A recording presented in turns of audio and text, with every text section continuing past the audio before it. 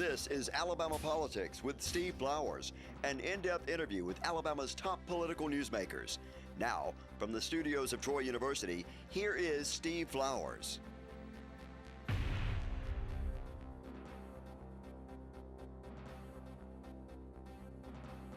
I'm Steve Flowers, and welcome to Alabama Politics.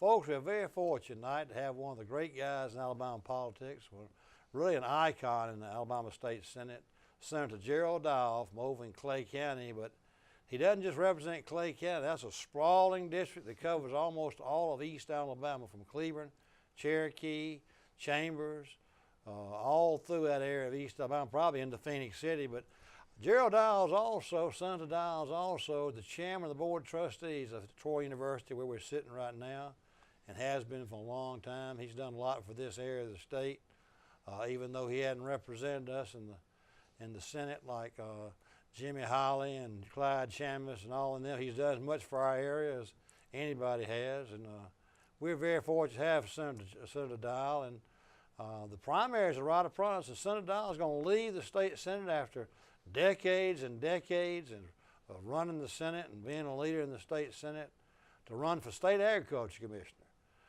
He'll be well qualified to do that job, and he'll be on the June ballot for agriculture commissioner.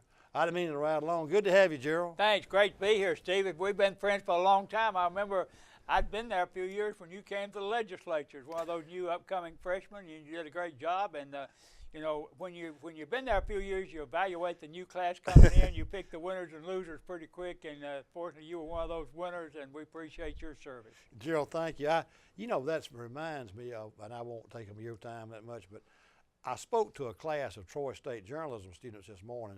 Steve Stewart has a class. I met with him at 9, and we were talking about the first year I came to the legislature. You'd been there a couple of terms, and then we moved over to the Senate by the time I came to the House.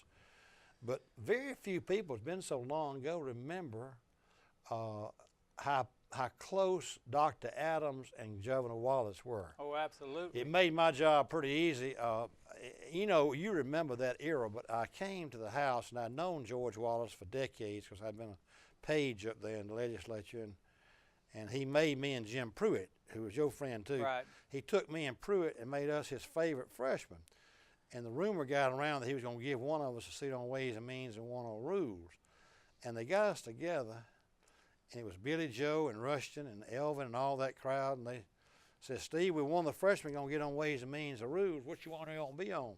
You and Pruitt going to have a choice. And I said, well, Troy State's the biggest employer in my district, and I need to probably try to work to make sure Troy State gets taken care of. And old Billy Joe or somebody piped in and said, Steve, let me explain something to you. As long as Ralph Adams is president and George Wallace is governor, Troy ain't got to have a representative up there taking care of it. You remember that era? Very true. Dr. Adams was an icon with Wallace, and I don't think George Wallace ever told him no on any issue. And he laid the foundation for where we built Troy today.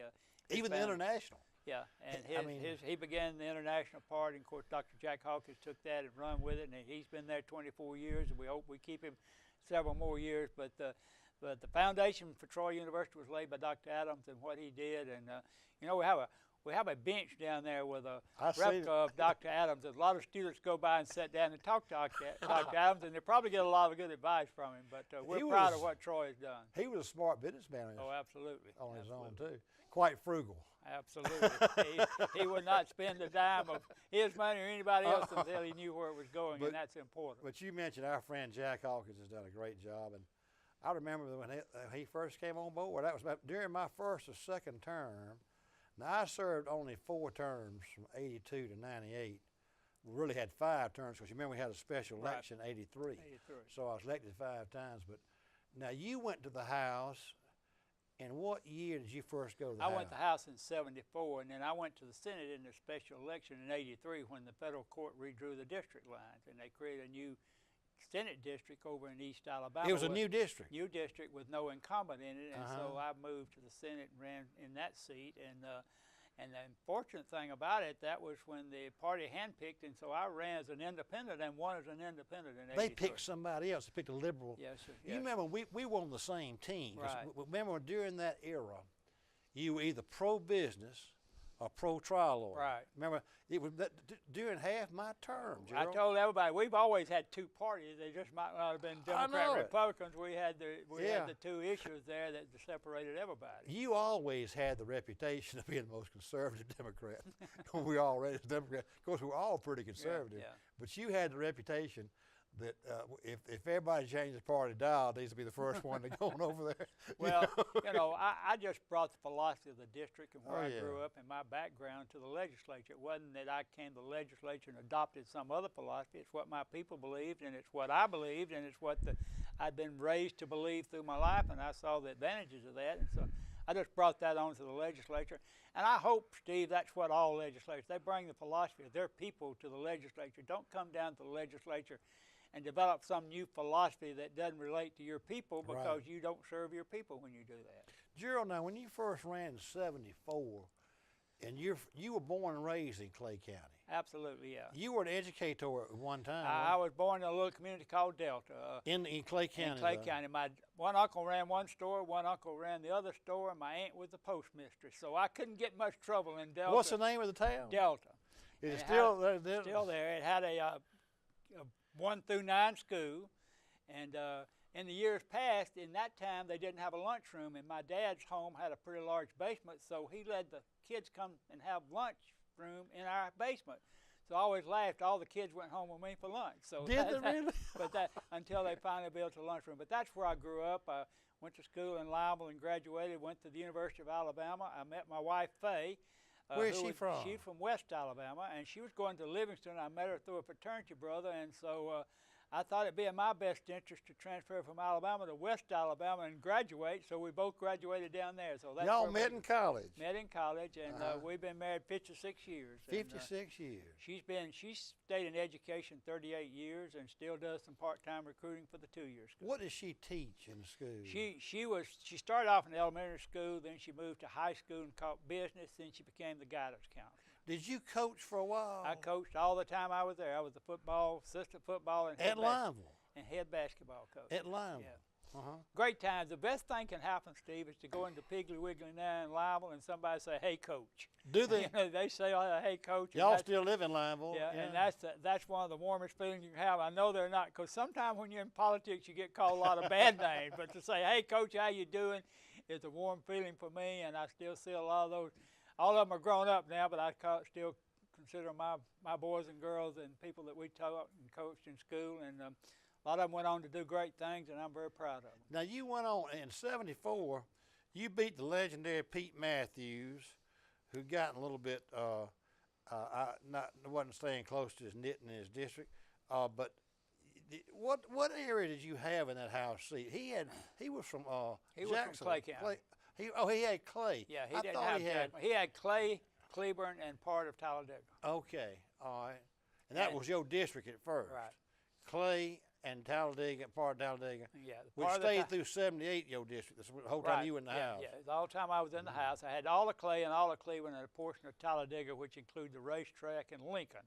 And that was the district. And Mr. Matthews, who was a friend of mine, but he just refused to come home and wouldn't relate to the people and wouldn't return. Matter of fact, he couldn't serve today because he was the attorney for the Farm Bureau here in Montgomery and lived in the hotel and was on their salary. So they didn't have to hire lobbyists. They had the chairman of Ways and Means in the House as their employee.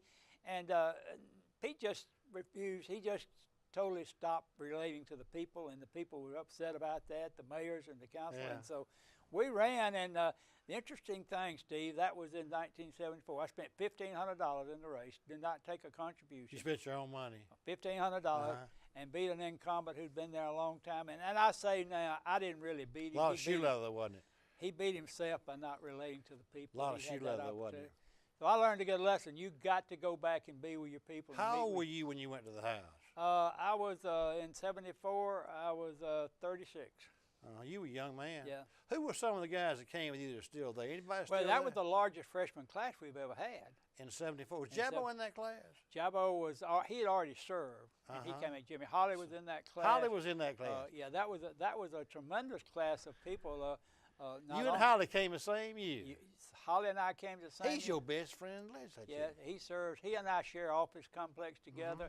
I do most of his heavy lifting. When he has hard work to do, he calls on me. He's just a great guy. And He told me the other day how close. He said, I not forget, y'all came to the house together. We came together in 74. And of course, that was Joe McCorkindale's speaker time. That was Rick Manley was the pro tem. You had a lot of pretty distinguished people in there. Lee Pegues. Did you vote in that '82 speaker's race? And you still in the House in '82? No, I wasn't in the House in '82. '82, yeah. Yeah, you know. So the special election was the year after that. Yeah, McCorkindale didn't run. You know, he'd run for governor. Yeah. And so that was. We had a speaker's race that was real volatile. Yeah. And I've sided with Governor Wallace in that race. Yeah. Rick Manley was the Alpha Farm Bureau candidate, and Tom Drake. Roy Johnson was the AEA candidate. Right. And Tom Drake came out of nowhere. And I had committed to Wallace, and Wallace, that's one reason why I was close to Wallace. I said, Governor, I'm going to be for your choice for Speaker. And old Tom Drake called me up about the middle of the night, my first term. Says, I don't know you, but if you for Wallace is your I'm with you, because I was going to be with Wallace. Yeah. Because I had part of Barber County in my district. Yeah. But Gerald, in '83, what was your original counties in '83? In '83, in the Senate race, it changed drastically. Of course, had all of Clay and all of Cleburne. You've always had all of Clay. All of it's Clay. Never been busted up. Right. All of Clay, all of Cleburne, Randolph, Chambers, Cherokee, and it went all the way up into DeKalb County. It had a large part of DeKalb up to Collinsville. Well, that's a long way up there. Collinsville, Dogtown up on the mountain, and over to Fitzpatrick. You still got DeKalb? No, I don't have any of DeKalb now, but that was the district back then. It was quite a... Livingston's got all DeKalb now, doesn't he? Livingston, Phil Williams has a small part. He has Collinsville, but Livingston has... Right now you got Randolph.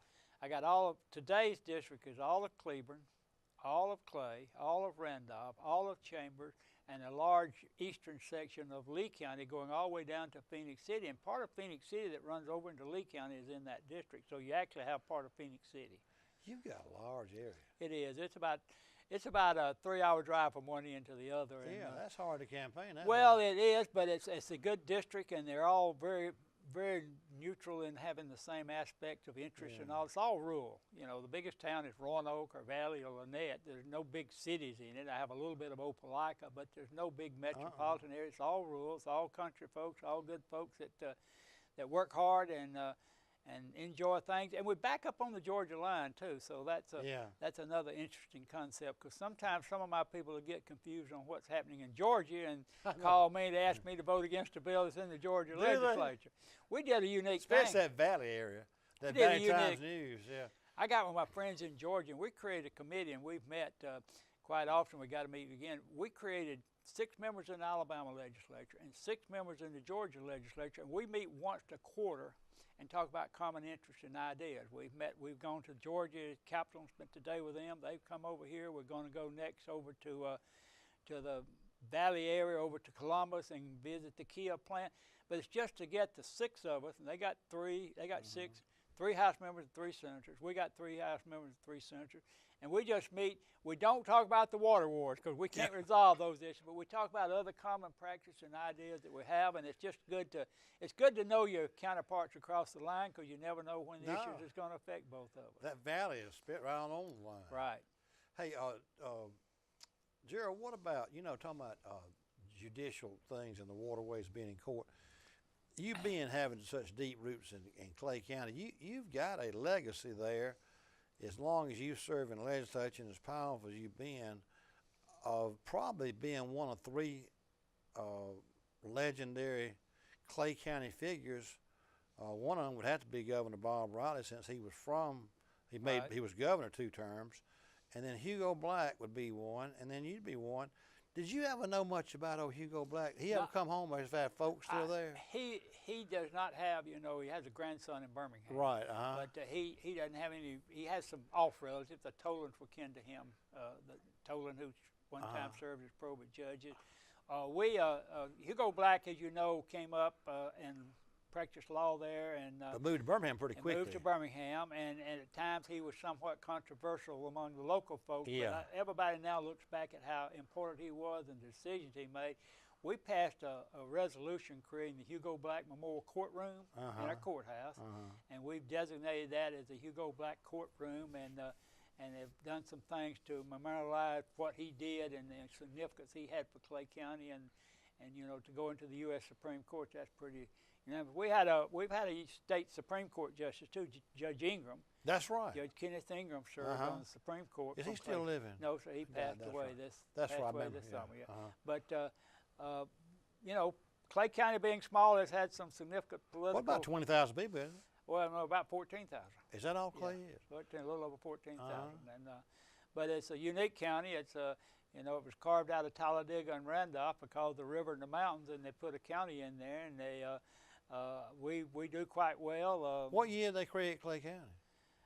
That would have been in, don't give me the date, but it's about 1820. Oh, before the Civil War. Yeah, before the Civil War. But it's and now we've combined, and we've got one of the nicest brand new high schools in Alabama. Clay Central High School is phenomenal. We closed 2 high schools that were over 50 years old, and we couldn't maintain them, and we built one new one halfway between the county, and it's gone real well. Do you have anything to do with that? A little bit. Yeah. One day I went up to see old Bedford up in Russellville, and I rode up. I don't know if you got the kind of school but Bedford does. Bedford, when we come visit with him, I went up there, and he showed me that school. Well, Mountain Brook ain't got a school like that. They got tennis courts. They got everything in the high school. Well, we're pretty proud of our new school. It's 3 years old, and we had some people. I was meeting some people there for a meeting, and they never came. And so I finally called them. They said, "Well, we can't find it. All we can see is this junior college." I said, "No, that's not a junior college. Come on over here. That's our high school." But our kids deserve it, and by consolidating 2 schools that were over 50 years old and were deteriorating faster than we could repair them, it made sense. And we took the 2 former high schools and made real first-class elementary schools out of them, so it's serving our county very well, and it's serving our students. You know, Senator, I sat by Jimmy Holly his entire time in the House. We were seatmates because we had similar counties. We had adjoining counties, same circuit, and we became good friends. I'd never seen a person that was a more diligent legislator than Holly. Oh. He read every bill. He knew everything, nuance. I mean, he is a jewel. We are lucky to have him. Well, he reminds me of a former senator who's now deceased, who I used to work with, Tommy Ed Roberts. Tommy Ed Roberts was the most detailed guy in the world, and Jimmy is that way. And that's why Jimmy and I work. Jimmy's more detailed, and I'm more a big picture guy. And so he points out the flaws in the details, and together he and I work together to correct those. And I've just totally enjoyed it. He and Mary are just 2 of Faye and I's most close friends. Well, I knew y'all were close. That. We enjoy being with him so much, and the knowledge he has, and you know, you would think that, well, maybe Jimmy would lose a little interest. His interest is more keen now and more astute to what his district needs. Well, he's got time. You know, this is a good time of serving legislature. Yeah. I used to think that when I was a young freshman legislator. I was in my early 30s, and I'd have to go home and Troy every night and, you know, make a living, and you were trying to build your career and raise a family. I had daughters going to different things, and I used to look at my seatmates who were 65 years old and the living was made. I thought, well, this is the time to be in the legislature, you know, when you got time to do it. But Holly, talk about your school. I watched Holly one day in the house get elbow a whole new school system. Yeah, I remember part of that. When that flood came and got elbow, you know.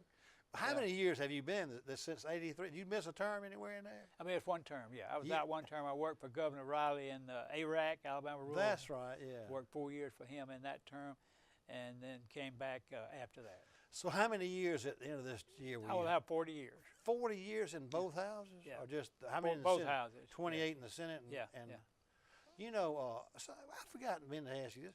Are you and old George McMillan kin? George is married to Ann McMillan, who was my first cousin. Ann Dial, that's right. Ann Roper Dial. Yeah, her dad and my dad were brothers. Is that right? So you kin to Ann? Yeah, yeah. Great lady. Yeah. And Ann and I, there were 4 boys in that family and 2 girls, and all of them are now deceased. And the interesting story about the 6 of those were, my dad was 16. He was second oldest. The oldest brother was 17. And at that age, their mom and dad died of tuberculosis. And at that time, the community that night burned their home because they thought, not that the people were bad, they just thought they had to get rid of the tuberculosis. And so they had to go live with their grandparents. And my dad and his older brother went to Texas, went to work in the oil field. send money home so the others could finish high school. And fortunately, every one of them did quite well. They're all deceased now, but all of them had a great amount of pride, and all of them were quite successful. And we're just thankful that the foundation that they laid for us so that we could continue on to be a part of government and try to make a difference in this state. Gerald, tell me this. I like Gerald McMillan, but the point I'm trying to make is 40 years in the legislature. You know, you and Jabo and people like Pete Turnham, I mean, that's a long time. It is, and you know, but when you look back on it, it's like it was just yesterday. It's not like we've been dragging along. And I was interesting. I watched the For the Record this weekend, and Clyde Chambliss and Representative Garrett were talking about the new study they've just done on the tax structure of Alabama, and they said in the last 40 years we've seen the amount of tax that the individual has to pay go from 6% of their gross income down to 4%. And he said over the last 40 years somebody must have been doing something good, and I started to jump up. Hey, Clyde, it's us, but we've been out there trying to make that happen. Exactly. Because when you look at the report, we're the least taxed state per individual in America, and that's not by accident, that's by design. Now you say, well, you're losing some money that you need for services, but I think you can take that whole concept and apply the money to where the services are most needed, and we've done a pretty good job. So Alabama is fortunate, and I think that report, I just wanted to tell Clyde, though, hey, you're looking at me and Jabo and Jimmy Hawley and maybe that's right. I guess you throw Hank Sanders in there, and you can throw Roger Smitherman and a few others who've been here quite a while, who've watched that process and made sure we didn't become one of those high tax states. Because technically, you can tax a person off their property and out of their house if you raise the taxes enough. Gerald, you can. Y'all done a good job, you and Holly and Jabo and the trio of y'all that's been in there a long time. But let me ask this: you running for agriculture commissioner? I've had John McMillan on the show several times. He's my good friend, like he is yours. And well, you know, John is kin through George McMillan, and George, so okay. he's kin to George. So technically, around the about, we kind of thought about he and this. Steve, he and Steve are kin to me through marriage, and I didn't even know that. Yeah, we've been friends for a long time. Alabama's a small front porch, isn't it? Well, see, Steve and I came to not Steve, John and I came to the legislature at the same time. John 74. John came in 74 too in that class. That was a good class. It was. Now, Gerald, tell me, I've asked John on this show. But you know a lot about agriculture without having to learn the thing from the beginning. He's mentioned that there's several crops that are really growing a lot, and it's like sod and not for what you call landscaping around Mobile and that sort of thing. And but that'll be an interesting job for you. Well, it is, and let me tell you, Steve, I've got a vested interest. I grew up in Clay County, and my dad had cattle, and I remember when I was in the 9th grade in school, and Dad had planted some cotton, and he told me, he said, you can have that cotton if you'll pick it. And I thought, oh, great. So I began to pick cotton, and I got all my friends to pick cotton, and we worked. Picking cotton is hard work. Yeah.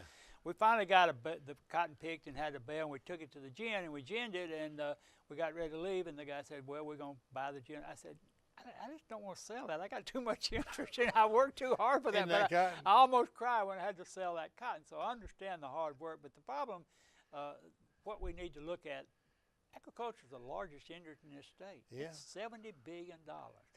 It's 15,000 Toyota plants.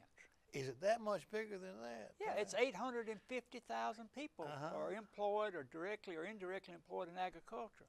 Without agriculture, we're a third world country. Think about that. Yeah. $70 billion a year is created through the agriculture. So, and it involves everybody. Food safety is a very important issue. Making sure that the food that goes to the grocery store and that you buy and you carry home is safe. That's an important part of what the agriculture department does. Producing the crops and making sure that we're not over-regulated and not putting the farmer out of business and putting him off his farm, that's an important part. There's real opportunities, Steve, to increase our exports. Let me tell you an interesting fact, and I was in Cuba last spring. We used to be the #1 exporter of poultry to Cuba. That's our biggest agriculture industry, right. Poultry.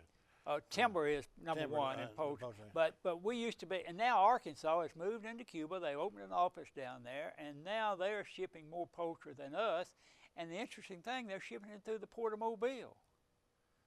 We can ship that. We just need somebody on the ground down there promoting our poultry, promoting our timber industry.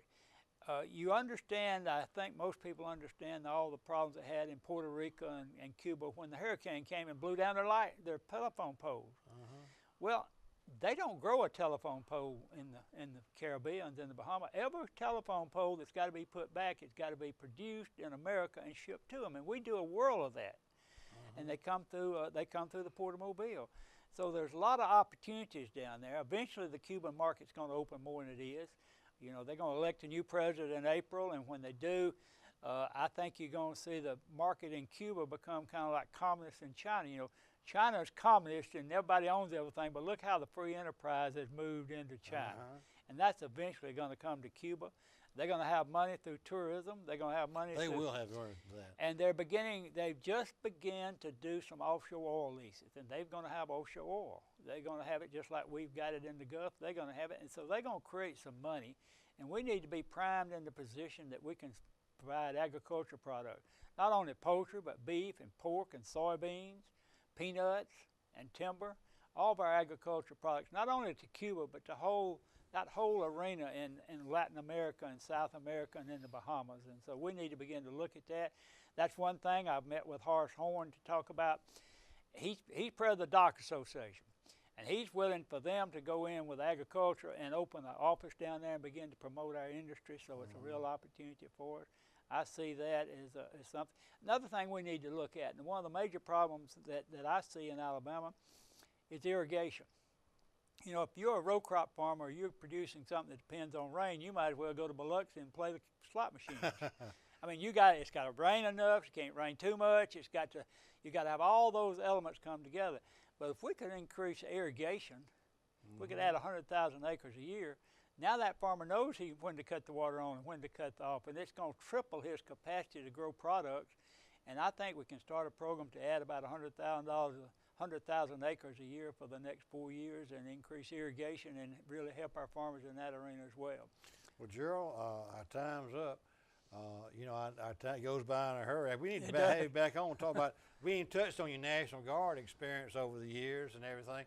Folks, our guest tonight has been State Senator Gerald Dial, who's also chairman of the Board of Trustees of Troy University, distinguished legislator of 40 years, and the leading candidate for Commissioner of Agriculture and Industry in this year's Republican primary on June 5th, right around the corner.